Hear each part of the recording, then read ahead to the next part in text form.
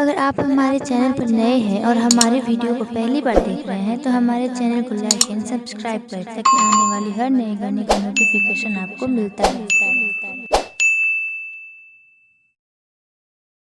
आज निमिया हवा चले रज कहाँ मिलन होगा, आज निमिया हवा चले रज कहाँ मिलन होगा।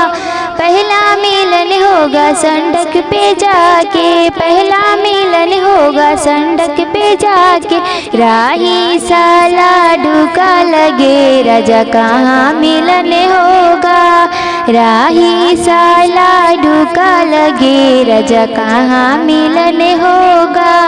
आज निमिया हवा चले रजा कहाँ मिलन होगा। दूसरा मिलन होगा बागों में जाके, दूसरा मिलन होगा बागों में जाके।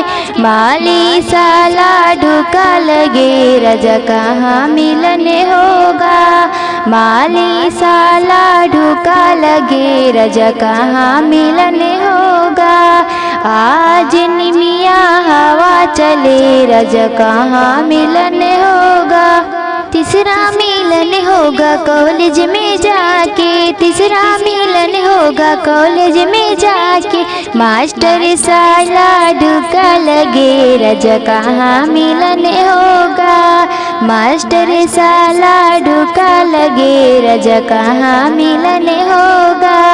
आज निमिया हवा चले रजा कहाँ मिलन होगा।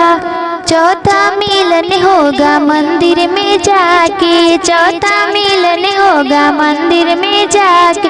पुजारी साला ढूका लगे रजा कहाँ मिलन होगा, पुजारी साला ढूका लगे रजा कहाँ मिलन होगा। आज निमिया हवा चले रजा कहाँ मिलन होगा। पांचवा मिलन होगा अस्पतालों में जाके, पांचवा मिलन होगा अस्पतालों में जाके।